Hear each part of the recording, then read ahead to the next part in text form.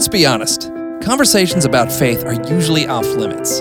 It's gotten to the point where the church can be the last place you would think to have a conversation about God. Well, we want to change that. Starting Point is a place where no questions or discussions are off limits. It's not about a teacher giving you information, it's about a conversation.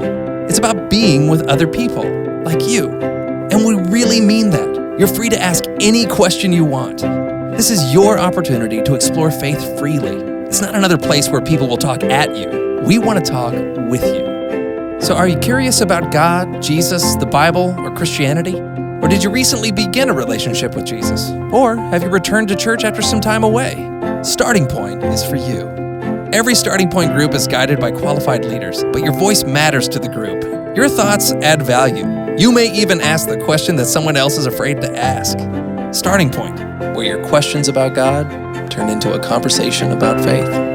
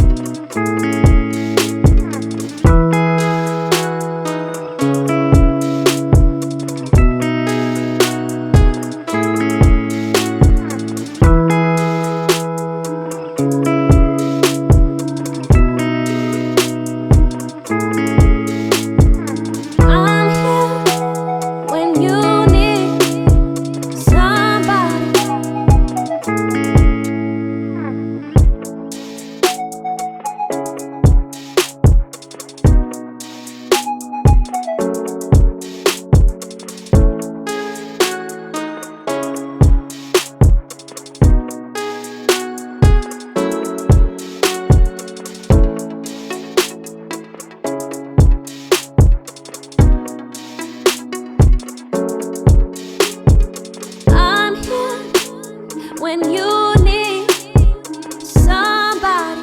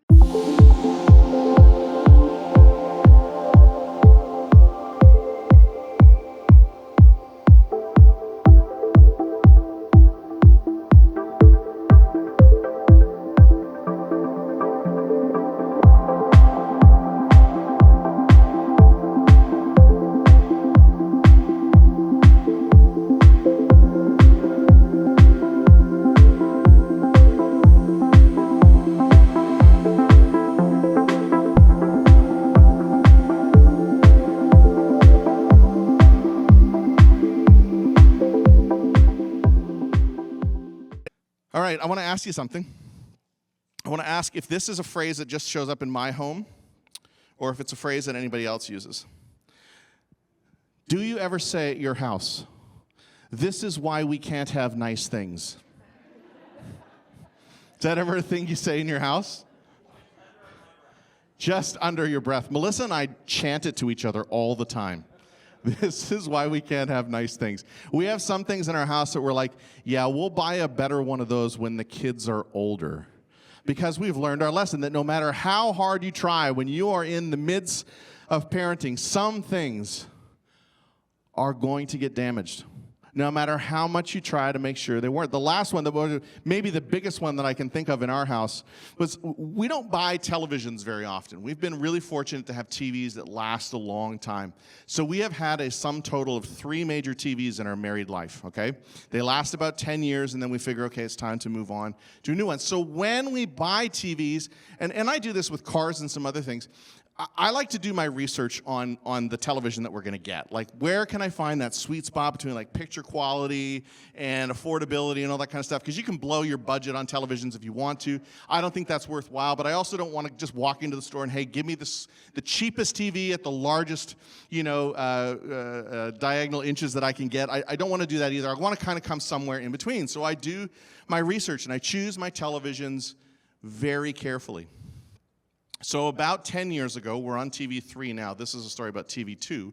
About 10 years ago, I did all this research. We were living in Ontario. I drove from where we are into the city of Toronto. It's about a 2-hour drive to go pick up this TV that I'd researched because I couldn't get it locally. I come home, stuff it in the car, barely fits into the little Volkswagen Jetta that I was driving at the time. I bring it in the house, and I unbox it, and I put it up on the TV stand, and I take the foam wrapper off it, and I look at my children. The twins were about 1.5 or 2 years old, maybe a little older at the time. And I looked at them, and I thought I was being such a good dad. I got down on one knee. I was like, kids, never touch Daddy's TV. Don't touch it, okay? And they looked at me, and they said, yes, Daddy. And then I went to the kitchen to get something. And when I came back, my son had decided that it was a good idea to use the surface of the television as a dinky car track. And he took the car that he was playing with, and in one big sweeping arc, made a huge scratch on my freshly unveiled television. Fortunately, you couldn't see it when you turned the TV on, so it wasn't like the end of the universe. But that scratch was there from the day we bought it until the day I took it to the electronics recycling depot with this big reminder, this is why we can't have nice things. And a big reminder of the onus that's on me as the adult to be the one who's in control of the way that I feel. We're going to explore that a little bit more as we get going this morning. We're finishing up a series that we've been calling Parenting in the 21st Century, where we've been looking for a common benchmark that might transcend all of the sort of like parenting philosophies that you've heard of out there. We kind of explored that in week 1 to kind of get a sense of like, not so much how should we parent, but how should Christians approach parenting, right? That's kind of where we've been, because we realize that like every philosophy is going to change. Every generation has their new ideas, and they probably demand some new ideas. Our North Star in life is Jesus. So in spite of the fact that the Bible doesn't have any really good parenting stories, in fact, most of the parents in the Bible seem really, really incompetent, from Adam and Eve and Cain and Abel to Mary and Joseph losing Jesus at the temple, all the examples of biblical parents are actually not very good. And so it was Jesus that we looked to go, okay, tell us. But Jesus didn't teach about it either. Jesus just gave us a new command. It's a beautiful thing to realize that Jesus didn't give us a set of rules, but he gave us a way. And that way has a North Star, and that North Star is love one another. The way that God has demonstrated his love for you through Jesus, love one another. But because Jesus didn't specifically dig into, love can mean some different things, especially in biblical languages. There's different words for love, and they all come down to this one thing for us. And, love can mean I love pizza, and love can mean I love my wife, but hopefully that's not the same thing in your world. We're looking for some specifics on what does it mean to be a person driven by love. And so we've settled ourselves in 1 Corinthians chapter 13. which is a really, really famous passage of Scripture. Even if you don't come to church on a regular basis, you might have heard this because it gets read at weddings over and over and over again. It's the Apostle Paul, it's Pastor Paul, the guy who wrote sort of most of the letters that we have left for us to churches to kind of help guide us. Paul gives us some handles on what love looks like. You call them love handles if you want to. And he starts out with this: love is patient. This was week 1. And we explored how, as adults, our ambition needs to give way to the attention that our children deserve and need from us. In week 2, we talked about love is kind, how our strength gets lent to those who require it. Love doesn't envy or boast or get proud. And we spent most of our time last week talking about love does not dishonor others, and how honor is part of the foundation of a biblical household, of a household that's trying to follow the way of Jesus. This idea that we respect one another enough to submit to one another is really at the center of every healthy, functioning human relationship. It should be most evident, I think, in our houses. But really, if you want to have a great relationship with the people around you, finding ways that it can be this reciprocating, opportunity to help and serve one another, I think creates the foundation for life. Life as Jesus meant for it to be. And that transcends this conversation about parenting, really. So if you're here and you're like, well, I'm not in parenting mode. Well, first of all, you probably know some young kids, and I do think that it's our opportunity as people following Jesus to kind of think about how do we raise up the next generation, right? It takes a village. All of you will at some point be asked to help out in raising somebody, whether you're grandma, grandpa, aunt, uncle. You're not quite there yet. It's going to happen to all of us. But really, a lot of what we're saying could just be applied to relationships in general. A lot of what we're saying. So if you're not a parent and you haven't been here for this part of the series, don't tune me out. I've only got about 25 minutes left, okay? Stick with me. We talked about last week how honor in our houses is better than obedience. Because while obedience will change a moment, teaching your kids to be honorable will transform their life. So today, we pick it up once again in 1 Corinthians 13, where it says this: love is not self-seeking, and it's not easily angered. I think we've covered this whole selfless thing a lot in the last 2 weeks. I'm going to skip over that. All that stuff is on YouTube and our podcast and whatnot if you want to go check it out. Today, I want to talk about love is not easily angered. Because anger is the thing that gets in the way of us being selfless, if you think about it.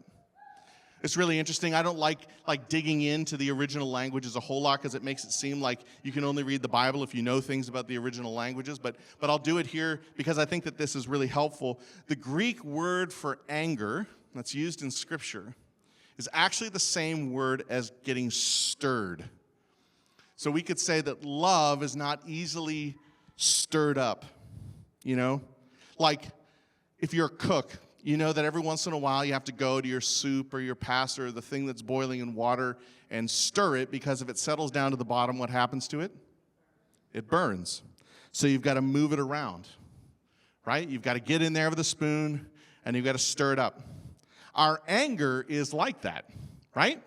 Because here's the thing. When you stir a soup or pasta, you're changing how it's appearing in a moment. But you didn't actually add anything to it, right? You just changed the orientation of the things that were already there. And anger is exactly the same way. Anger, when people make you angry, they didn't actually add anything to you. They just stirred up what was already inside of you. Isn't that hard to hear and handle? It is for me. Because when I think about that, I think that's really true. My kids don't make me angry. I am like Bruce Banner in Avengers 1. The secret to being in control of my anger is to understand a very important truth. I am always angry. Right? If you don't get that reference, that's okay. That was for the nerds in the room.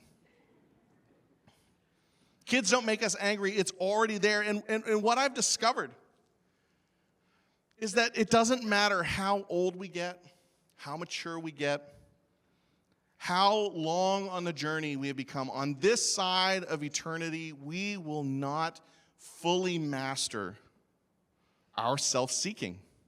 It isn't a condition that we're ever going to really fully overcome. Because here's the thing, just when you think you've learned to manage it, if we bring it into the world of parenting for a second, just when you think you've got it figured out with your whatever, 4-year-old, 5-year-old, 6-year-old, you know what happens to every 6-year-old? They become a 7-year-old. You know what happens to every toddler? They become a kid. You know what happens to every kid? They become a tween. And here's what I've learned about every time my kids evolve into one of those new phases of life. They find new ways to stir up my anger. Right? It's not something that we ever overcome. So what do we do about it? You know, if we can't get rid of it, then I think that you have to own it. You have to talk about it. You have to apologize for it. I know that in my house growing up, my mom and dad were good at this, especially my mom. She would apologize a lot, frequently. She would let me know when she thought she was in the wrong. And I think that was quite amazing because I don't think she grew up in a house where her parents apologized to her at all. I think it's incumbent on us when we find our anger getting stirred up in the midst of parenting to show our kids a better way. They are going to deal with the same kinds of emotions that we deal with, right? Teaching your kids how to manage their emotions, how not to hide it, how not to just stuff it down and pretend that it doesn't exist, but to bring it out in the open and have an effective, helpful, age-appropriate, throw that in there, conversation is a skill that all of us should learn. And it's so important that I just don't want to leave it to that one passage this morning. I want to bring one of the other New Testament writers in for us just to continue thinking about this a little bit from a different perspective. This is James. This is James, the brother of Jesus, writing to some of his friends and followers of Jesus, right? He gives us another handle on what it looks like to be in control of ourselves. James chapter 4, verse 2 says this, "What is it that causes quarrels or fights among you?" Right? What's the source, James is asking? Where does this come from? And again, remember, like a hint, it's not other people. We cannot blame the people in our life for the things that cause us to rile up, get stirred up, and fight. They don't come from other people. James says, don't they come from the desires that battle within you? Right? Like when I went out and bought that television, I wanted it to look nice for quite some time. And when my son decided to run that car across the front of that brand new television, I was angry. But again, he didn't violate any of the things that I would really like if I think about it, you know, he wasn't dishonest and he wasn't disrespectful, and I guess technically maybe he was disobedient. But remember I said that you have to parse out the difference between childhood foolishness and outright disobedience. I don't think my 2-year-old son was trying to defy my will by riding his dinky car across the front. So there was nothing there to really punish him for, you know? What I had to do was manage me and the desire that I had for this object, this thing, to be nice, you know, so that I didn't lose my cool on my son.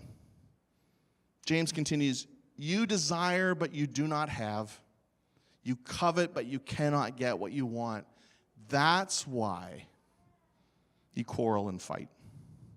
And guys, I hope you hear me. I'm not pointing fingers at anyone. If this feels like, oh man, I'm realizing there are some things inside me that maybe just need some different management. I am with you, right? I am with you. I have learned along the way that I am easily stirred up sometimes, way too easily stirred up. But having conversations with myself do help. Like, I know this sounds silly, but internally, I will say to myself, hey, Tim, calm down. Because all that's happening here is you're not getting what you want. All that's happening in this moment is you're not getting what you want. And if you can take that out of the conversation for a quick second, if you can leave that at the door, I think we find maybe, just maybe, we're able to be a bit more gracious, loving, patient, kind in our parenting, right?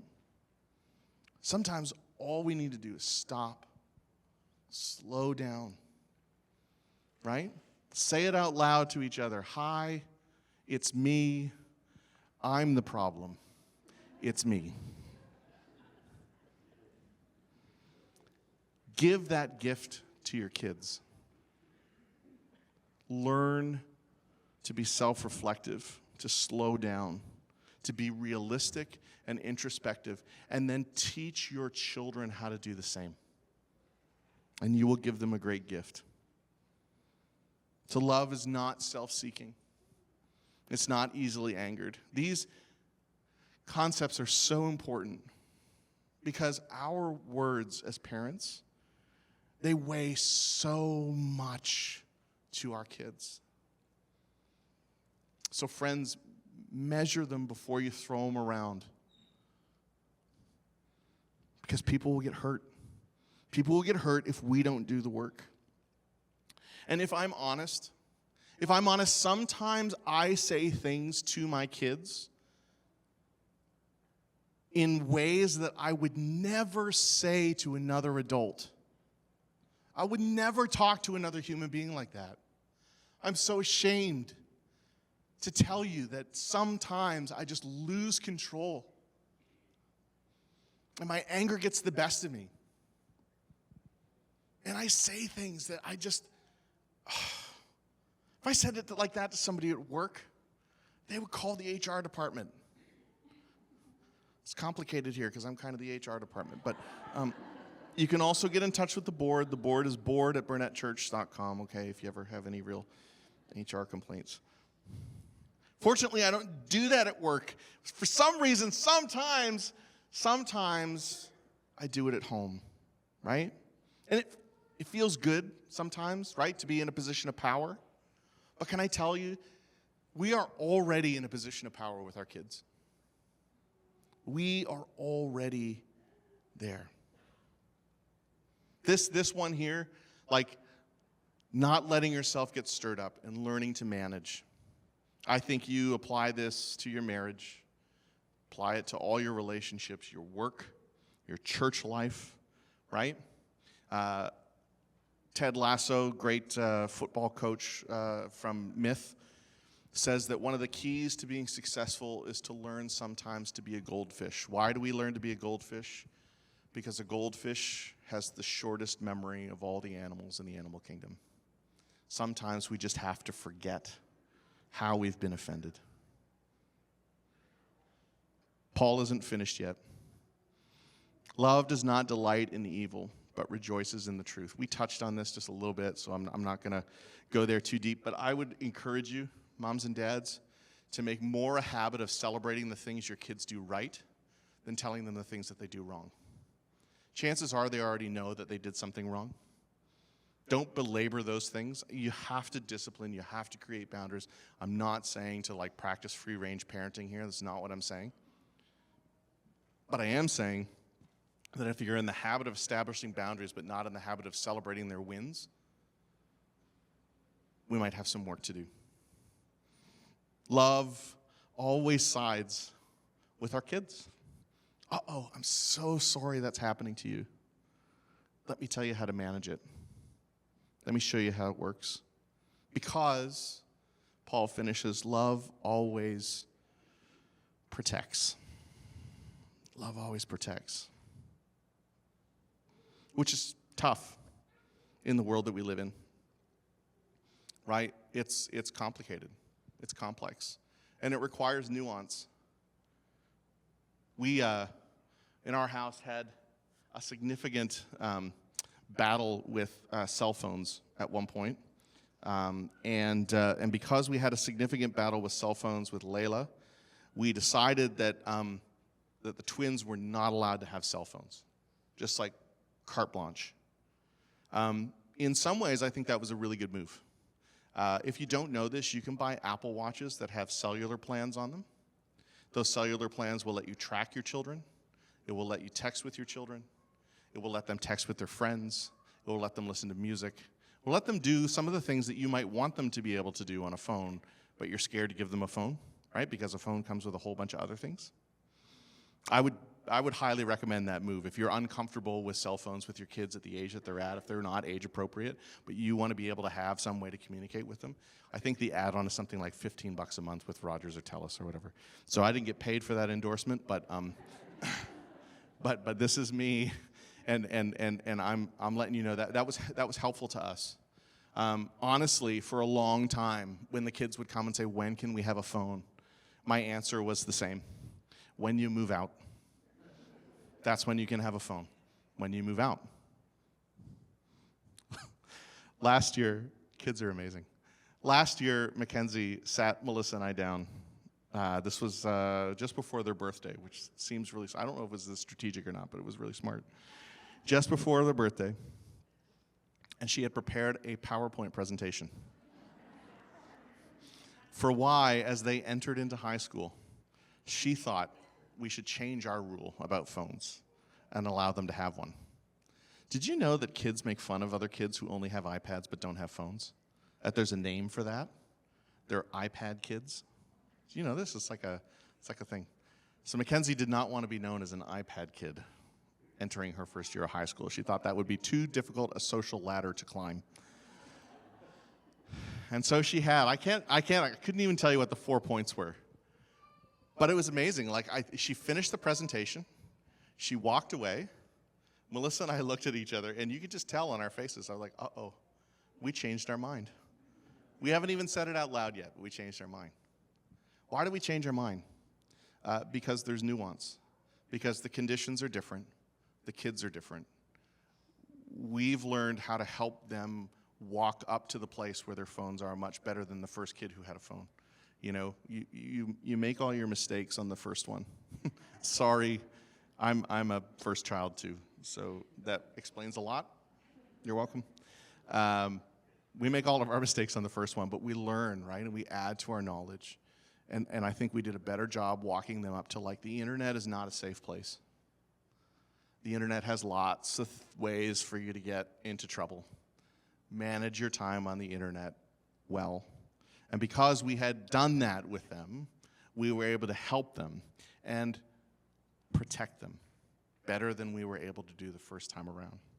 So now you'll see the twins at 13 years old running around with phones. No, I have not kicked them out of the house. They don't live with somebody else. We just evolved while still doing what we need to do.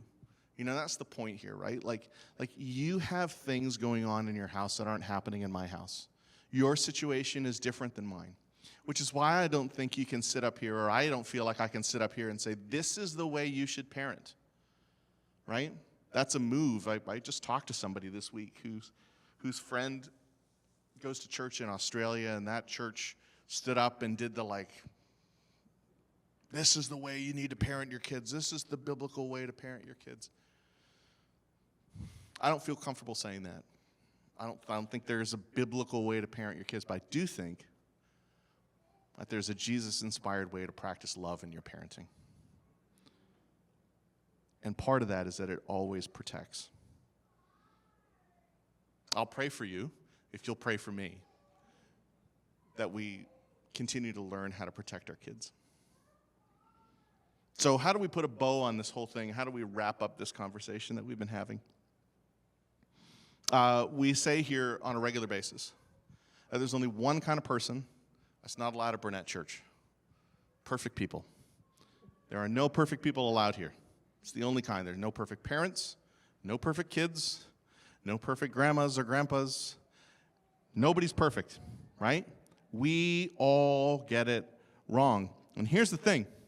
If your kids were perfect, they wouldn't like you very much. If you actually had perfect kids who perfectly obeyed and perfectly did everything that you asked them to do, the problem would be you're still imperfect, and I'm still imperfect. And perfect people don't want to be around imperfect people very long. That would be a problem for us.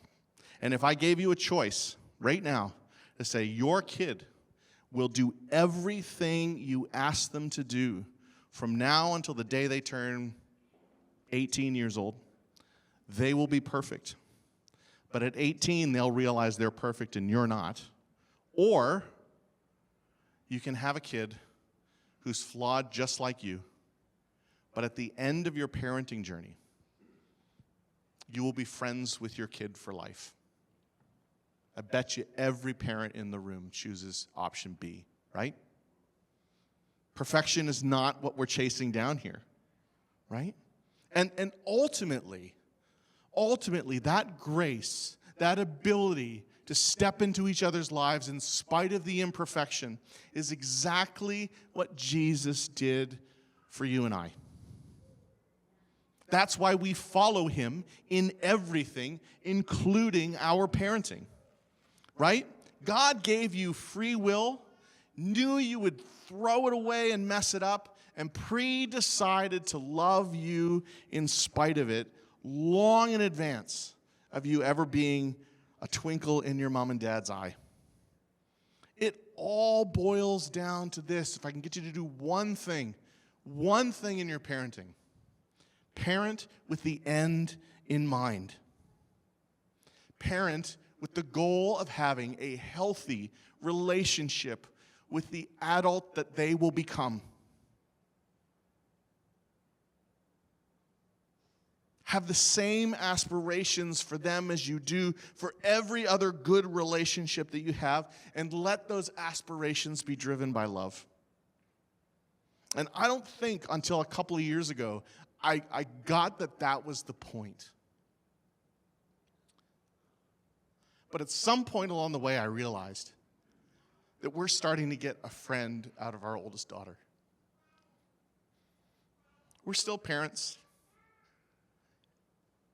But it has been beautiful to see, especially between Melissa and Layla, a friendship blooming out of the parenting journey. My experience has been that is worth everything. When she was little, I thought all I wanted her to do was do what I told her to do.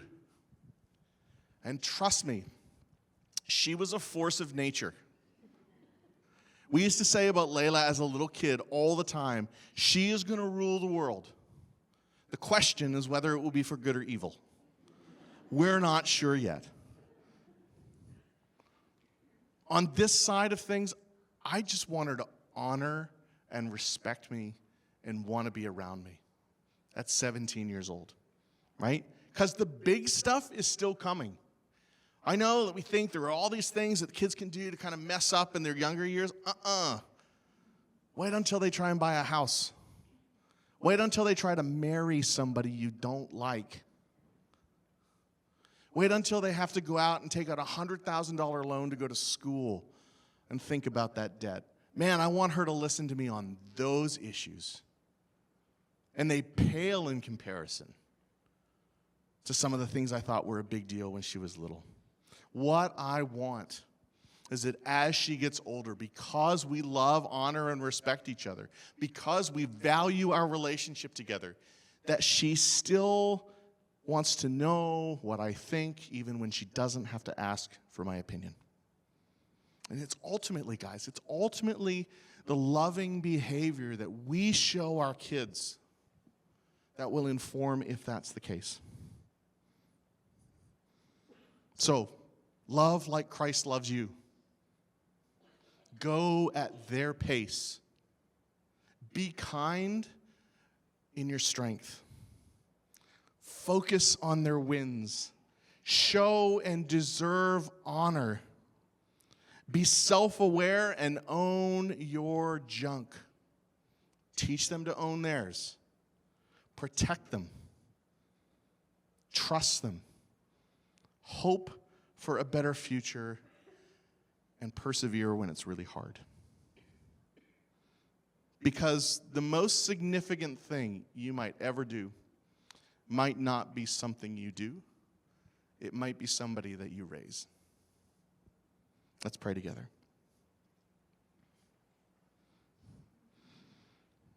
Jesus, we thank you that you came to us when you knew how messed up we would be, when you knew the poor decisions we would make with our own free will, long before we would ever make it.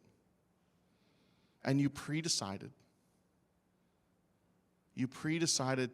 to take care of our offenses in advance. That you cared more about having a relationship with us than exacting the punishment from us that we deserve. So we thank you and we honor you. And Jesus, I just want to give you back my life again today as a way of expressing my gratitude, my hope for a better future, my love for you, my love for my family. God, I pray that so many more of us would have the motivation and the courage to do the same. Maybe even just for the first time. You are always ready for us. You have pre-decided to love us in whatever state we're in. We can come as we are anytime. Walk with us in our homes this week. Be with us. Bless these friends of mine. Be with all the connections that they make outside their homes and their workplaces, with their friends and neighbors. God, help us to be a force for good in the places that we are, because we chose this week again to live a life defined by love, to live a life defined by Jesus. We pray and ask for these things in his good and precious name. Amen.